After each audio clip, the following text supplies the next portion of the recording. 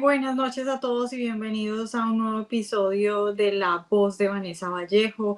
Hoy tenemos nuestros ojos puestos en Venezuela, pero no es solamente en Venezuela, sino en general en esta guerra, porque así es como lo ha llamado el secretario de Estado Marco Rubio, esta guerra que ha emprendido Estados Unidos contra el narcotráfico y contra los narcoterroristas de la región, bueno, también a nivel internacional en otras partes más lejanas, pero particularmente vamos a hablar de Venezuela porque uno de los capos del narcotráfico es Nicolás Maduro, quien pues es el tirano de Venezuela.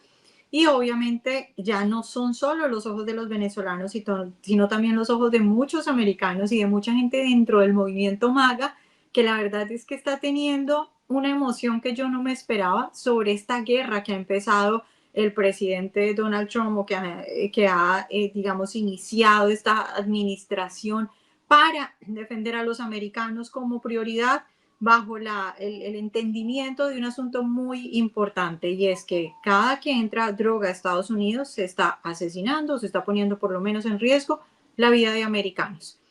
Y para conversar sobre eso, pues hoy he invitado a Pedro Urruchurto, quien es coordinador de Relaciones Internacionales de la oficina de María Corina Machado. Pedro, buenas noches, gracias por acompañarnos hoy. Buenas noches, querida Vanessa. Un gusto estar contigo en este espacio y listo para conversar. Bueno, Pedro, justo esta mañana veíamos unas declaraciones del secretario de Estado Marco Rubio en Ecuador, cada vez más contundente este secretario de Estado. Esta mañana escuchaba a una analista en Fox decir que hace muchos años no se veía un secretario de Estado tan contundente en Estados Unidos. Ha dicho que no le importa lo que diga la ONU, ha dicho que Maduro es un narcotraficante, ha dicho que ya no más Estados Unidos deteniendo barcos y preguntándole que si es droga o no es droga, sino que si ellos saben y tienen la información, esos barcos se van a hundir. Un poco, si nos pudieras hacer un resumen de qué declaraciones te parecen importantes de esta gira México-Ecuador del secretario de Estado Marco Rubio, y también un poco tu análisis sobre esto que acaba de ocurrir. Bueno, yo creo que lo primero que hay que destacar es la importancia que ha adquirido la región para esta administración, precisamente bajo el liderazgo de Marco Rubio como secretario de Estado. Desde hacía muchísimos años no veíamos un interés particular en las Américas. Obviamente por quién es Marco Rubio, por su trabajo y su trayectoria se entiende esto, pero además desde una lógica y una visión muy distinta, ¿no? Que no es la de la política convencional, que al final ya es insuficiente para enfrentar los desafíos y los retos que tiene la región. Fundamentalmente es un tema de seguridad hemisférica, y esta administración, que ya lo venía planteando desde su primera administración, pero en este caso el segundo mandato de Trump se ha caracterizado por un énfasis muy concreto en el tema de la seguridad. Ya no es solo un asunto, y hay que recordar que Marco Rubio, más allá del eslogan America First, siempre hablaba de las Américas primero también. Él fue el primero en hablar de esto como una región. Y en parte lo que estamos viendo es eso, es esa respuesta. Recordemos también que su primera gira internacional como secretario de Estado fue a América Latina, fue a Centroamérica. Y ahora, pues con esta visita más reciente, entre ayer y hoy, pues reafirma el interés, partiendo de una lógica de seguridad y partiendo sobre todo desde el epicentro de lo que se ha denominado este hub del crimen internacional, que se ha convertido al final Venezuela. Porque es que al final el tema de Venezuela no es un asunto de una simple banda criminal. Estamos hablando de que es un estado cuyos gobernantes, cuyo liderazgo está involucrado y es promotor directo de actividades criminales que están impactando ya internamente en los Estados Unidos y lo convirtieron en un problema interno de seguridad nacional. Entonces, frente a todo este escenario, pues claramente estamos viendo una posición, creo yo, muy nítida, muy firme, y creo que la correcta, como algo que teníamos muchísimo tiempo sin ver en América Latina.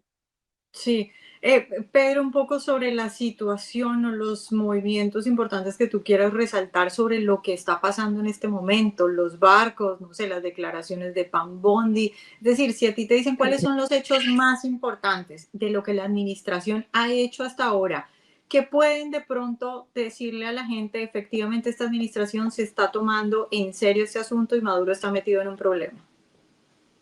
Para mí hay un momento clave en todo esto, que fue la designación del Cartel de los Soles como organización terrorista global. En el momento que eso ocurre, se abre un marco de acción que es casi que infinito. O sea, la cantidad de acciones y oportunidades que genera esa designación, que además parte de un diagnóstico que es el correcto, es innumerable. O sea, son muchísimas acciones y las hemos empezado a ver. Luego, por supuesto, el aumento de la recompensa, evidentemente todo lo que es el involucramiento del Departamento de Justicia, pero también de otras agencias y secretarías, departamentos, evidentemente la operación en el Caribe, la coordinación con otros países, en especial aquellos países europeos que tienen territorios de ultramar, en el caso del Caribe, como son Francia, Países Bajos, Reino Unido. O sea, estamos viendo acá un esfuerzo que ya no es un vocero de la administración que es el que está hablando de Venezuela. Estamos hablando de una administración que está alineada en torno a una política de seguridad nacional cuya principal amenaza a esa seguridad nacional es hoy el régimen venezolano.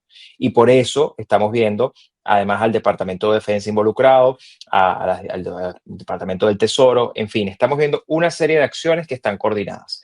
Voceros de la administración todos los días y permanentemente están hablando de esto. E incluso la opinión pública estadounidense ya habla de este asunto. Y es que cuando ya el fentanilo se vuelve un problema serio dentro de los Estados Unidos y además se atribuye que la principal causa de que exista hoy fentanilo en los Estados Unidos viene de Venezuela, pues claramente se entiende cuál es la razón de peso acá.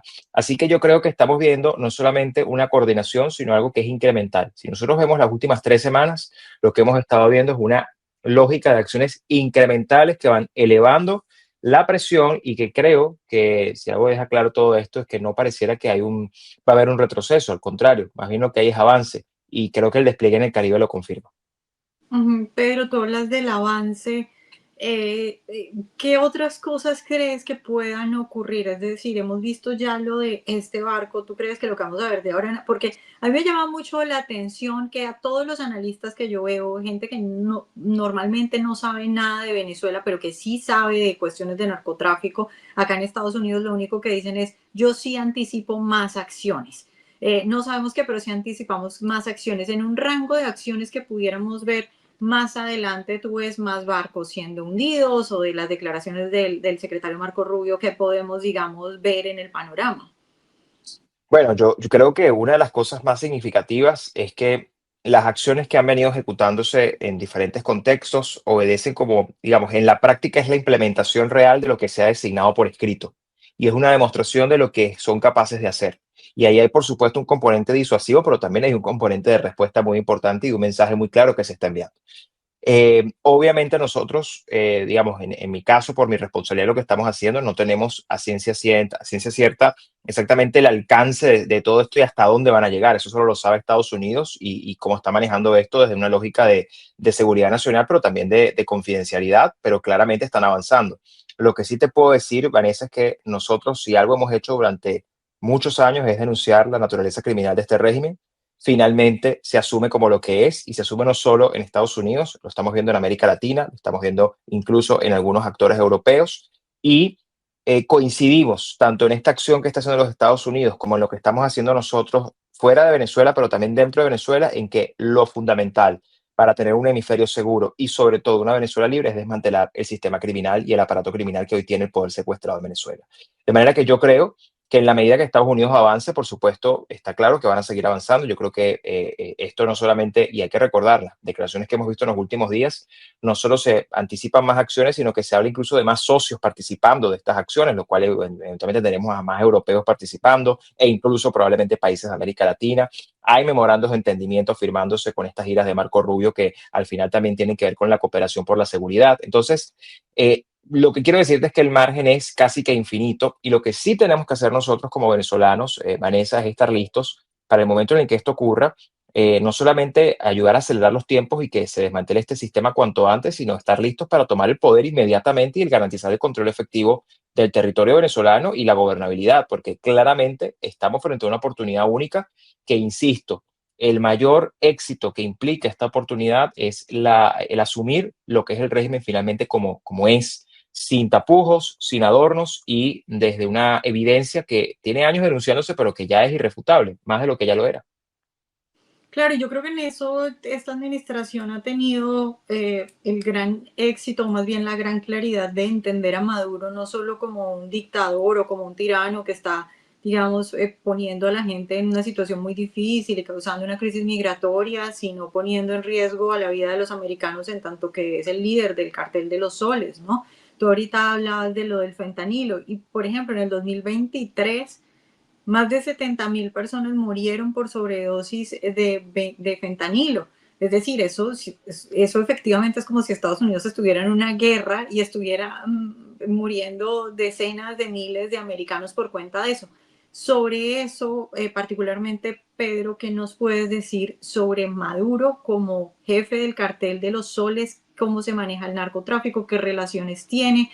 Digamos la droga que sale, porque yo tengo entendido, no sé últimamente, pero hasta donde cuando yo estaba en Colombia, la mayor parte de la droga que se producía en Colombia salía al exterior a través de Venezuela. Entonces, Maduro como ese jefe del cartel de los soles, ¿qué nos puedes decir de eso? Bueno, de hecho se habla de que el 24% de la droga mundial pasa por Venezuela como punto de tránsito y punto, digamos, de salida, ¿no? Y Ujú. eso es tremendamente revelador acerca de lo que han convertido Venezuela, ¿no? Como centro de operaciones de todas estas dinámicas. Y creo que lo primero es que esto es una estructura muy compleja, donde el poder del Estado se está usando para estas actividades. Se le facilita a través de la estructura estatal el funcionamiento del cartel y se proveen servicios estatales para que esto tenga lugar. O sea, es gravísimo. O sea, es gravísimo. O sea, esta designación solo es comparable en términos de poder, digamos, ejercicio en el poder con los talibanes. O sea, a ese nivel hay que entender lo que significa. Por eso decía al principio que esto no es solamente una designación de una organización más, o de una mafia más, o de un grupo mafioso más. Es una estructura del poder de un Estado que se está prestando para esto. Y que además no es nuevo, tú también lo decías. Si algo tiene esta administración, que es su segundo mandato, es que conoce muy bien al régimen por su primera administración y conoce perfectamente cómo este es un régimen que chantajea, que se burla, que no cumple su palabra, que ha tenido rehenes y en parte creo que esta avanzada de Estados Unidos es clave en el hecho de que ya no tiene rehenes estadounidenses en el territorio, en el territorio venezolano me refiero, frente a un régimen que usa la diplomacia de rehenes como una manera de chantajear y de extorsionar a otros países para que no digan o hagan nada. Entonces, lo que estamos viendo acá es que Estados Unidos ha decidido avanzar porque es que esto ya se implica ya un asunto interno donde hay ya directamente un mandatario que además es ilegítimo, que está comandando acciones criminales que afectan silenciosamente, porque tú decías que el número tal cual es un número gravísimo, es peor que el de una guerra, pero además es una guerra silenciosa, porque son muertes silenciosas. Y eso es gravísimo porque ya se vuelve hasta un problema de salud pública dentro de los Estados Unidos. Entonces, frente a esa lógica, pues Estados Unidos ha decidido actuar. Y como te digo, esto obedece a un objetivo de política interna y de política exterior de los Estados Unidos, que lo dirige Estados Unidos, pero que nosotros asumimos como una oportunidad conducida por nosotros para que eso se traduzca, en nuestro caso, en la transición. Entendiendo que el mal y el obstáculo que nos aleja de esa transición que ya eligieron los venezolanos el 28 de julio del 2024 es precisamente ese régimen. Si nosotros salimos de ese régimen, en Venezuela se concreta la transición. Y eso es lo que estamos buscando en este momento, Vanessa. Ujú. Pedro, sabes que durante la primera administración del presidente Trump había gente que estaba un poco, digamos, prevenida digamos, acercamiento de cualquier manera hacia Venezuela y la mayoría de esas personas decían, es que Rusia, es que China, eso ya no existe. Yo creo que, digamos, ya no existe dentro del movimiento MAGA, que yo lo veo de hecho muy emocionado con esta guerra contra el narcotráfico y muy diciendo yo voté por esto, pero además una China que, si no estoy mal, sacó un comunicado muy escueto, pero no más, una Rusia, es decir, mi pregunta es, en este momento Venezuela y Maduro está completamente solo, ¿cómo lo ves a nivel internacional? La relación con Petro, ¿qué puedes decir en esas relaciones? Mira, sus apoyos internacionales claramente están debilitados. Yo coincido contigo. Uno ve el comunicado de China, el comunicado de Rusia y son comunicados muy genéricos, muy desde un ruido, pero ya no ni siquiera es un compromiso latente con Venezuela como en el pasado lo llegamos a ver. Casi que un saludo a la bandera, casi que muy en términos de queremos la paz mundial, pero no hay un compromiso explícito. Hemos visto además movimientos del régimen casi que desesperados de aparecerse en China, como intentando aparecer en la foto.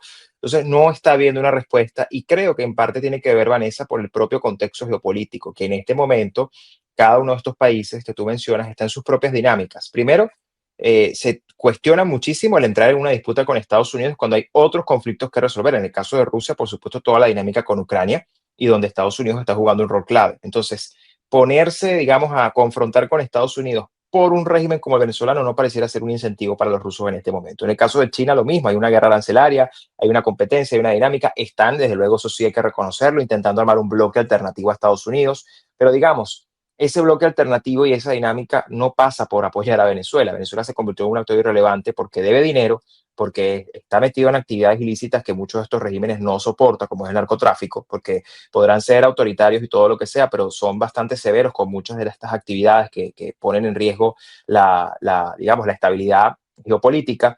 Y además no estamos viendo un compromiso serio porque es que al final es un régimen que se ha encargado hasta de burlarse de sus propios aliados y tratarlos y usarlos cuando les da la gana, como les da la gana. Entonces, yo creo que hay un debilitamiento de los apoyos internacionales del régimen.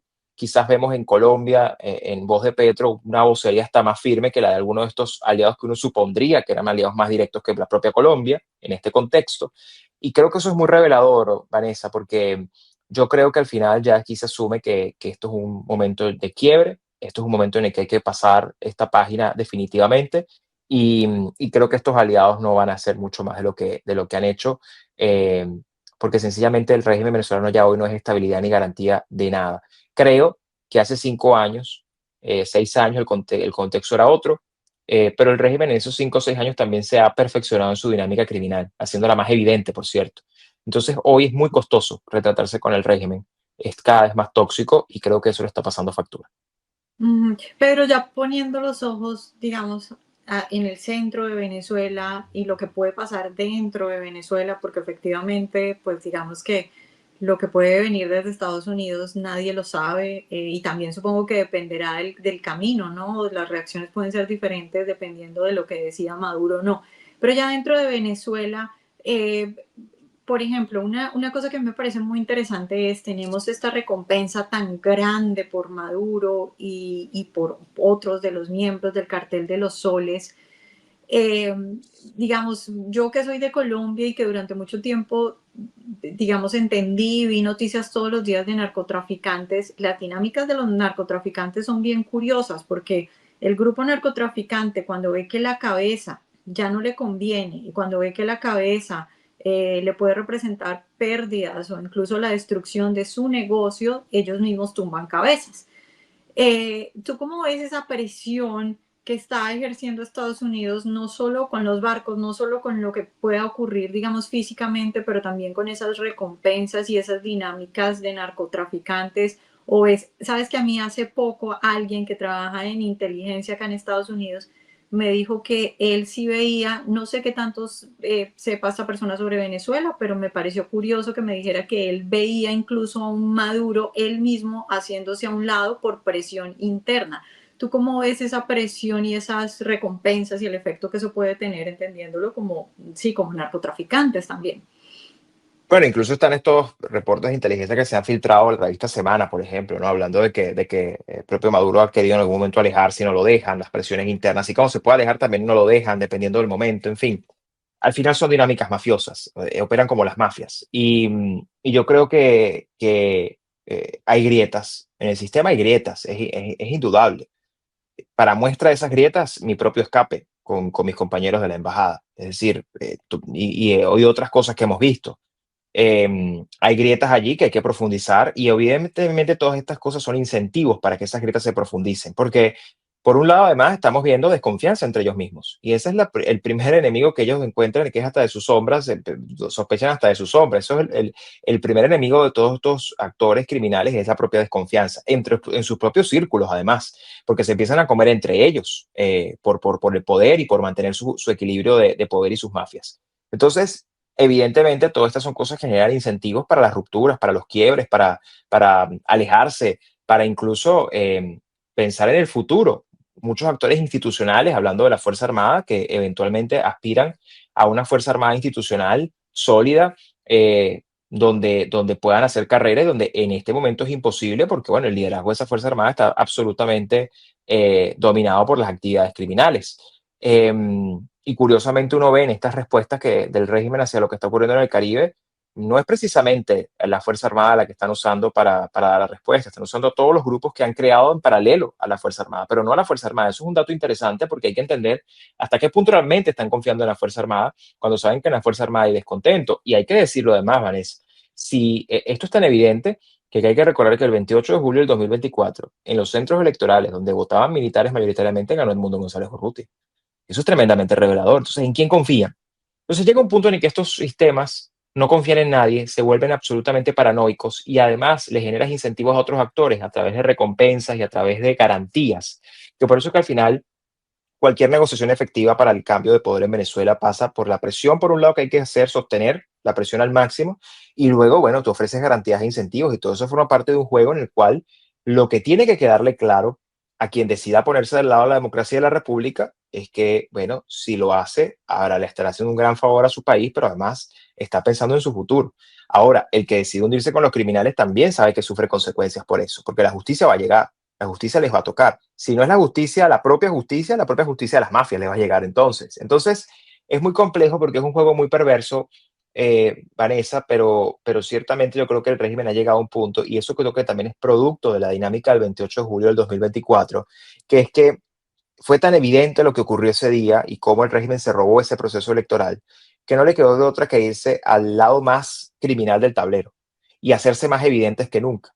Y paradójicamente es como el carro que está enlodado, está atascado en el lodo y mientras más acelera, más se hunde. Eso es lo que está pasando hoy con el régimen, por sus propias dinámicas criminales. Y yo creo que lo que hay que es seguir apostando a que eso siga ocurriendo y a profundizar esas grietas que te he mencionado.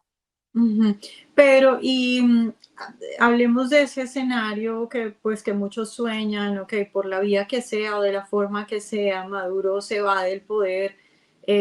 Efectivamente, Venezuela, gracias a Dios y afortunadamente, y después yo creo que de muchos años, o por lo menos así lo veo yo desde afuera, después de muchos años de líderes que de pronto no convencían a todo el mundo. Ahorita es evidente quién es María Corina Machado, es evidente que hay una, digamos, un mandato completamente abrumador alrededor de ella. Eso está claro y eso ayuda mucho porque pues obviamente ningún país se quiere meter a ayudar a otro país donde no hay nadie que pueda tomar el poder o asumir, digamos, esa transición. Ahora, el asunto de qué puede pasar en ese escenario con grupos chavistas que queden, con esos, por ejemplo, grupos al margen de la ley, que son muchos, esa AMPA callejera, bueno, no sé, las preocupaciones que tengan las personas que piensan en ese escenario, ustedes, digamos, desde la oficina de María Corina, ¿cómo lo han pensado, esa transición de esos posibles retos? Sí, lo primero que hay que asumir acá es que que es un término que además genera mucha preocupación, incluso en Estados Unidos suele ser un tema de debate, un término de debate que es esto de regime change. En Venezuela el regime change ya ocurrió y ocurrió el 28 de julio del 2024. Ese día los venezolanos eligieron un presidente democráticamente. Por lo tanto, ya decidieron cambiar. El regime change ese día se eligió, se decidió. Lo que queda es concretar. Eso en primer lugar. Y eso es muy importante porque al final, para poder lograrlo, hay que al final desmantelar el aparato criminal que hoy tiene secuestrado el poder en Venezuela, como de hecho está ocurriendo de alguna manera. En segundo lugar, también hay que desmitificar la idea de que en Venezuela, si sale el régimen, que es un poco la idea que están transmitiendo, ¿no? Que después de ellos el diluvio. No, eso es falso. No hay riesgo de guerra civil en Venezuela, porque más del 90% del país aborrece al régimen. La sociedad venezolana está unida en torno a la idea del cambio y de la necesidad de que esto se acabe. Entonces, aquí no hay confrontaciones políticas, no hay choque de grupos políticos, no hay conflictos por naturaleza política, ideológica, religiosa, étnica. Eso no existe en la sociedad venezolana. Es una sociedad unificada en un anhelo de cambio. Entonces, obviamente, sí, lo más importante es garantizar, apenas se concrete la transición en el primer minuto, es la gobernabilidad y el control. Y para eso hay un plan, se ha estado trabajando en eso. Hay muchísimos expertos, esto han sido años de trabajo, por supuesto en los últimos meses se ha acelerado. Hay muchísima gente que ha pensado en esto, que hacer el primer minuto, la primera hora, las primeras 24 horas, las primeras 100 horas, los primeros 100 días, para garantizar el control efectivo del territorio en primer lugar, de la seguridad en segundo lugar y evidentemente de lo que significa la gobernabilidad para garantizar a los venezolanos, en especial los que están padeciendo la emergencia humanitaria, la atención inmediata a sus carencias como sociedad afligida y afectada por estas políticas de miseria. Entonces, créeme que esto se ha pensado mucho, Vanessa, y hay un plan muy bien diseñado. Todo esto además se ha discutido con mucha gente experta, pero también con gente que va a ayudar en ese proceso de, digamos, de implementación, porque es un proceso complejo. Y además recordemos que si algo ha hecho el régimen durante todo este tiempo es manejarse bajo una absoluta opacidad, o sea que apenas tomando el poder que vamos a saber la magnitud real de muchas de las cosas que han hecho, que han firmado, en las que nos han comprometido como venezolanos y que en las que han comprometido al Estado venezolano, pero en cualquier caso ya tenemos los equipos y tenemos el plan para ejecutar esto muy rápido y que sobre todo el país vea muy, muy rápido resultados que incluso creo que se van a ver muy rápido en lo económico. O sea, no es tan difícil, pero evidentemente el primer paso es el primer paso, que es desmantelar este aparato criminal y avanzar a la transición. Nosotros apostamos a que sea ordenada esa transición, es lo que más queremos. Y por eso ahí parte de este juego tiene que ver mucho con incentivos, garantías, conducir este proceso y hacerlo bien. Y esa es nuestra apuesta y esperemos que así sea. Ese es nuestro objetivo. Pedro, veíamos a Diosdado Cabello decir, creo que fue en su último programa, prácticamente una amenaza a María Corina, diciendo que si ellos los presionaban, pues que ellos también iban a presionar. Eh, no sé qué nos puedas contar de la situación de María Corina, qué información le puedas tú, digamos, decir a toda esa gente que se pregunta, que yo creo que son millones, no solo de venezolanos, sino de latinoamericanos que le han cogido mucho cariño a María Corina y se preguntan cómo está sobreviviendo, qué está haciendo. O sea, por un lado, esa parte humana, lo que nos puedas contar, porque obviamente entendemos que está en la clandestinidad, que hay muchas cosas de seguridad. Por un lado esa parte humana y por el otro lado, digamos, esas presiones o esas amenazas, mejor dicho, de Diosdado, preocupan. ¿Qué puede hacer el régimen sobre la seguridad o sobre en general María Corina? El régimen es capaz de hacer con ella lo que ha hecho con todos los venezolanos a los que ha perseguido, a los que ha torturado, apresado, desaparecido y hasta matado. Es una naturaleza criminal. Es decir, lo harían con ella y lo harían con cualquiera como lo han hecho. Y son capaces de hacer cualquier cosa porque al final son criminales. Hoy en Venezuela opera una política de rehenes y una diplomacia de rehenes.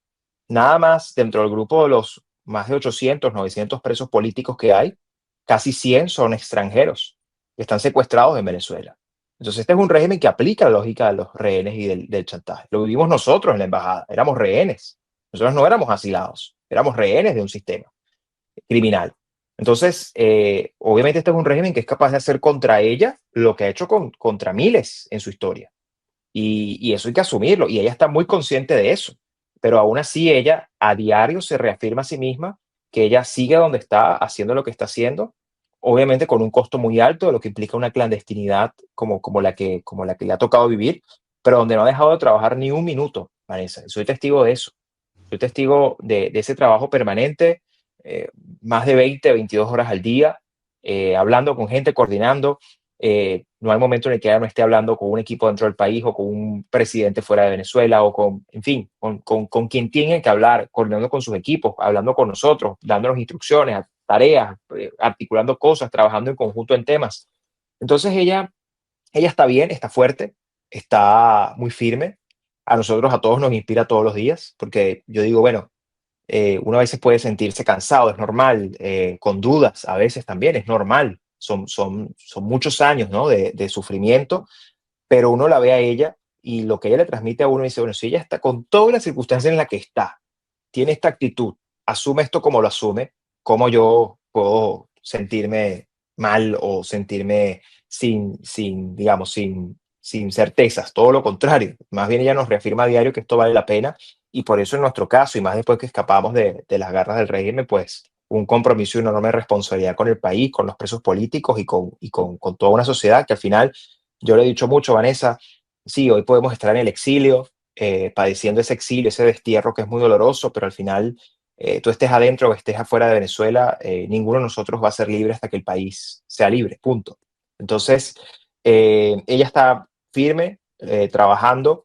Estas amenazas son parte de yo creo que cada una de estas amenazas del régimen, que no son nuevas, solo que quizás esta es más frontal, es más directa, solo ratifica la naturaleza criminal de quienes hoy tienen secuestrada el país y al mismo tiempo a Estados Unidos le requete comprueba con quiénes se están enfrentando y evidentemente porque hay que avanzar. María Corina lo dijo hoy, hay que avanzar, estamos avanzando y, y nada, esto es un régimen que es capaz de lo que sea, pero nosotros al final tenemos la fuerza, la confianza, la estrategia, el liderazgo, la organización y la convicción de que lo vamos a lograr, Vanessa. Pero con todo lo que yo estoy viendo y con todas las declaraciones del secretario Rubio, a mí me queda claro que si algo le llegara a pasar a María Corina, Maduro estaría en un grande problema con Estados Unidos. ¿Tú lo ves así? Sí, yo creo que si algo ha hecho el régimen en los últimos años, siempre se habla de líneas rojas, ¿no? Y líneas rojas, y líneas rojas. Y la verdad es que van pasando líneas rojas, bueno, nos convirtieron una embajada en una prisión. O sea, se volaron el derecho internacional. ¿Qué más línea roja que esa? Pero sí creo que María Corina es una línea roja importante, es la línea roja, por lo que encarna, por lo que significa su liderazgo y por lo que además hay que entender es un trabajo de coordinación que existe en este momento a todos los niveles con la administración de los Estados Unidos. Es decir, María Corina como líder no es un actor marginado en este proceso, todo lo contrario. Aquí hay articulación, hay coordinación, hay trabajo, eso está ocurriendo, mucha gente está trabajando en esto y evidentemente tocarla a ella tiene unas consecuencias y tendrá unas consecuencias y ya lo estamos viendo. De hecho, en buena parte de los actores internacionales ya habían empezado a pronunciarse sobre esta amenaza porque, bueno, es la línea roja, más que una línea roja. Pero finalmente quisiera preguntarte que nos cuentes un poco sobre tu caso, sobre la operación Guacamaya, que así, bueno, así la conoce popularmente la gente. Obviamente yo recuerdo que cuando recién sucedió, pues ustedes dijeron que no podían dar muchos detalles ni mucha información y supongo que mucho de eso continúa igual, pero no sé, lo que tú nos quieras compartir. Ahorita hablabas no solo como de las cosas que podamos saber en cuanto a la operación, pero también ahorita, por ejemplo, hablabas de la parte de María Corina, de la fortaleza, digamos, desde la posición humana, pues cómo fue, digamos, pasar todo eso y cómo te sientes ahora, que para muchos yo creo que es un milagro, yo creo que muchos teníamos, digamos, nunca se nos pasó por la cabeza que eso pudiera ocurrir, que nos cuentes un poco lo que se pueda sobre eso.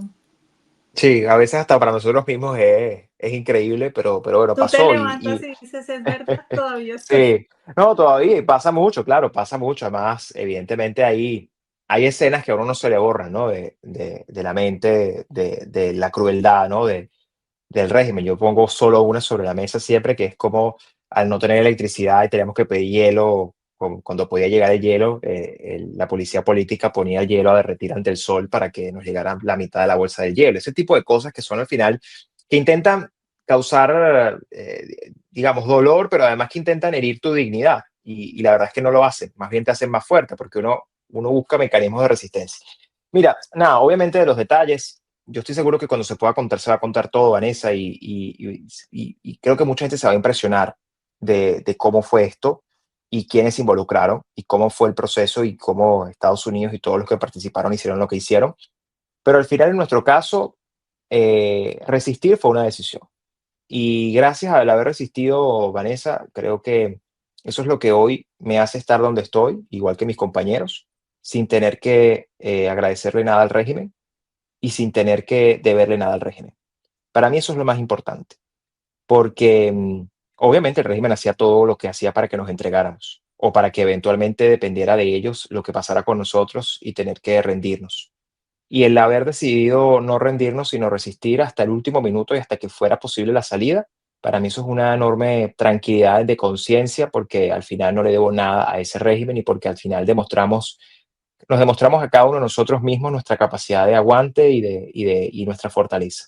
Además, creo que para todos fue una lección de vida y salimos como con, o sea, no hay manera de salir de una experiencia como esta habiendo hecho lo que hicimos sin salir más comprometidos y con la responsabilidad de que las cosas salgan bien. Y, y yo te digo, yo estoy convencidísimo de que cuando me te pregunta, bueno, pero ¿y tú cómo crees que esto va a pasar? Y bueno, mírame dónde estoy aquí sentado. Se pudo hacer. Sí hay maneras, sí hay grietas, sí hay oportunidades, sí hay maneras de derrotarlos. No se lo esperan además. Entonces, es una gran lección de vida. Para nosotros resistir fue una decisión. Hasta el último minuto lo hicimos. Por supuesto, Vanessa, que pasaban por nuestras mentes hasta la idea de morir. Eso era parte, e incluso yo creo que en una de esas discusiones estábamos hasta dispuestos a morir si fuera el caso antes que entregarnos. podían haber entrado. De hecho, querían, después nos enteramos que estaban cavando un túnel para extraernos, e igual manera decir que nos habíamos escapado, pero realmente lo que era que nos iban a desaparecer. O sea, todo era posible. E imagínate, yo he pensado mucho, esto no lo he dicho antes en ninguna otra conversación sobre este asunto, pero yo he pensado mucho en este contexto que está pasando, qué sería de nosotros estando en esa embajada. Probablemente ya no estaríamos allí frente a este contexto de presión y operación contra el régimen. Probablemente ya estaríamos desaparecidos, como están haciendo con muchos otros, estaríamos muertos quizás. Entonces, ahí al final uno entiende el valor del sentido de la oportunidad, pero también de resistir y de poder tener la libertad de actuar. A pesar de que hoy soy libre o más libre o un poco más libre, Vanessa, no soy plenamente libre, lo seré cuando Venezuela sea libre y por eso ahí está mi compromiso y no he parado ni un segundo desde que salí. Son dos procesos en simultáneo, el personal, el de sanar, porque estas cosas por supuesto que te generan dolor, te causan daño, pero bueno, al mismo tiempo está el proceso de avanzar rápido en lo que tenemos que hacer porque no hay tiempo que perder y ahí hemos estado todos mis compañeros y muy conscientes de la responsabilidad. Pero ¿lo volvería a hacer, Vanessa? Sí. ¿Volvería a hacer lo que hice y volvería a pasar por lo que hice? Absolutamente sí, porque creo que vale la pena y porque además no tenemos otra opción si lo que aspiramos es a una Venezuela libre. Yo quiero dar fe de que antes de que Pedro, de que le pasara eso, yo me vi con Pedro acá en Estados Unidos y yo recuerdo que yo le dije, Pedro, no te devuelvas a Venezuela, te van a coger, te van a encarcelar.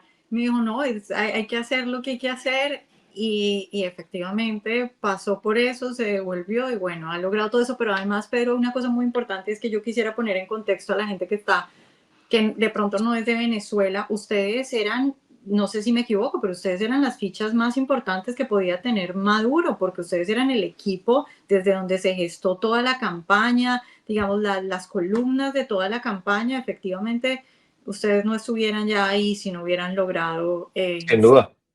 sería un Éramos, error. éramos el núcleo de la campaña y de hecho el resto del núcleo estaba ahí secuestrado, tenía más de un año secuestrado, año y medio secuestrado. Nosotros éramos la otra parte del núcleo que no lograron apresar o que de alguna manera decidieron apresarnos dentro de esa embajada y convertirla en prisión, esa casa convertirla en prisión, pero sin duda en este momento hoy seríamos una ficha pues para el régimen de mucho valor y quién sabe hasta capaces de qué cosa, ¿no? Eh, y bueno, nada, fueron 14 meses muy duros, pero bueno, 14 meses que ratifican nuestro compromiso, Vanessa, y seguimos trabajando con María Corina. Somos leales a ella, no solamente por la persona y por quién es, sino porque hay una causa, y al final es Venezuela, punto. Y los venezolanos, yo siento una enorme responsabilidad en lo que tenemos que hacer, porque los venezolanos esperan mucho de este liderazgo, de esta dirigencia, y nada, y soy optimista además, que es lo más importante. Creo que estamos avanzando. Soy cuidadoso con el manejo de las expectativas, porque además estamos enfrentando un régimen criminal. No hay manual para esto, es inédito lo que estamos viendo en muchas de las cosas dinámicas. No hay fecha en el calendario. El que le diga que esto va a pasar mañana, pasado mañana, no, está mintiendo. Hemos aprendido mucho de eso. Lo que sí tenemos que hacer como dirigencia es acelerar los tiempos para que ocurra y hacer que pase pronto. Eso sí tenemos que hacerlo nosotros, pero no porque tengamos fecha.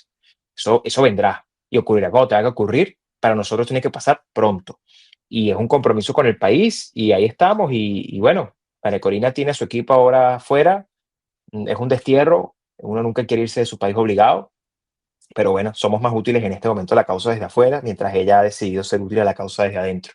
Y somos un gran equipo y estamos haciendo muchas cosas porque Venezuela lo vale absolutamente todo. Sí, qué milagro tan grande. Bueno, Pedro, pues muchas gracias por acompañarnos hoy, por darnos tu análisis. Y a ti seguimos, estamos en contacto y gracias por el espacio.